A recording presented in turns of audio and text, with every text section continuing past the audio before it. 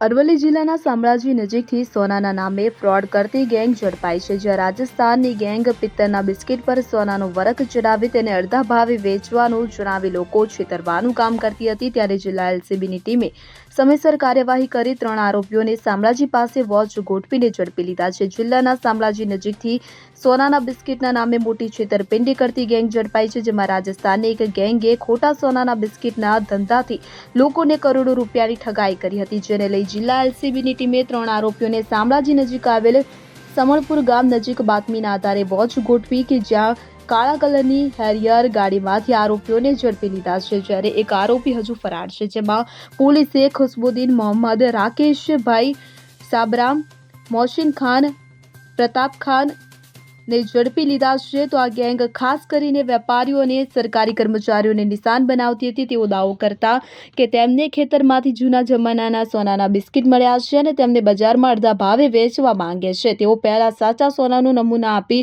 વિશ્વાસ જીતતા અને બાદમાં પિત્તળના સોનાના વરખ ચડાવેલા નકલી બિસ્કિટ સપ્લાય કરતા હતા. ત્યારે આ ઓપરેશન એક વેપારીએ આપવામાં આવેલી ફરિયાદના આધારે હાથ ધરવામાં આવ્યું હતું. પોલીસે આશરે 4 કિલો પિત્તળના 7 નકલી સોનાના બિસ્કિટ જપ્ત કર્યા છે, જેની બજાર કિંમત લગભગ 4 કરોડ રૂપિયા જેટલી થાય છે. આ સમગ્ર મામલે જિલ્લા પોલીસ વડાના જણાવ્યા અનુસાર આરોપીઓ અગાઉ મહેસાણા જિલ્લામાં પણ 90 લાખની છેતરપિંડી કરી ચૂક્યા છે. પોલીસે હાલ તો સોના જેવા દેખાતા ધાતુવાળા 7 બિસ્કિટ કે જેની કિંમત રૂપિયા 2132 સોનાના ટુકડા કે જેની કિંમત રૂપિયા 13,000 તેમજ પોલીસે રોકડ રકમ 22,510 અને પોલીસે મોબાઈલ તેમજ હેરિયર ગાડી સાથે 21,12,642 કુલ મુદ્દામાલ ઝડપી પોલીસે કાર્યવાહી હાથ ધરી છે.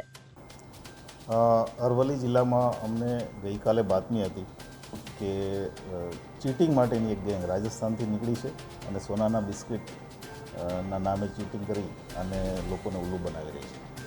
એના આધારે ફરિયાદીએ અમારો કોન્ટેક્ટ કર્યો. ફરિયાદીના કોન્ટેક્ટના આધારે અમે તાત્કાલિક ફરિયાદ દાખલ કરી.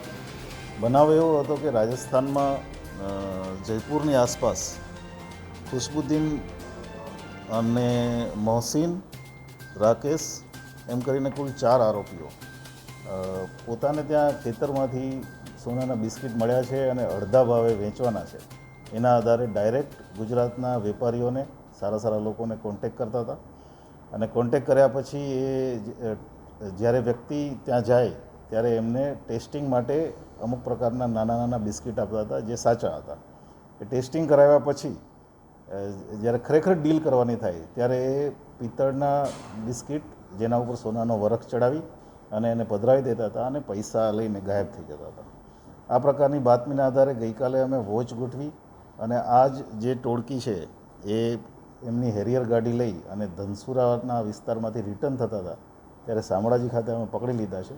ટોટલ 4 કિલોના પિત્તળના સોનાના વરખ ચડાવેલા બિસ્કિટ અમે કબજે કર્યા છે. 5-6 મોબાઈલ કબજે કર્યા છે અને ગાડી કબજે કરી છે.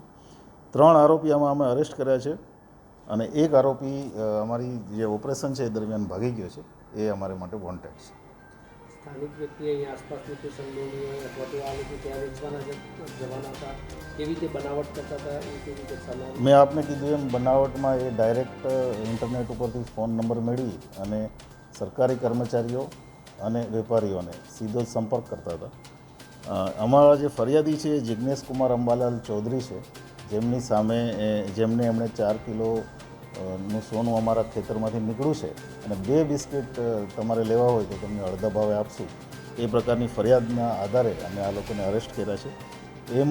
એમની સિમ્પલ છે, જે ટેસ્ટિંગ માટે જે સોનું આપતા હતા, જે બિસ્કિટ આપતા હતા એ સાચું હતું અને ત્યાર પછી આ ખોટું સોનું પધરાવી અને એમના વિસ્તારમાંથી ગાયબ થઈ જતા હતા અને મોબાઈલ બધા સ્વિચ ઓફ કરી દેતા હતા. અમને હજી પ્રાઇમરી બાતમી છે, આજે જ અમે અરેસ્ટ કર્યા છે, પણ મહેસાણા જિલ્લામાં કોઈ એક વ્યક્તિ સાથે 90 લાખનું ચીટિંગ આ બાબતમાં થયું છે અને એ બાબતે અમે ઊંડાણપૂર્વક તપાસ કરી રહ્યા છીએ. અમિત ઉપાધ્યાય સાથે CN24 ન્યૂઝ અરવલ્લી. હવે જુઓ દેશ દુનિયાની તમામ ખબરો તમારી આંગળીના ટેરવે. ઉઠાવો મોબાઈલ અને Google Play Store પરથી ડાઉનલોડ કરો અમારી CN24 ન્યૂઝ મોબાઈલ એપ.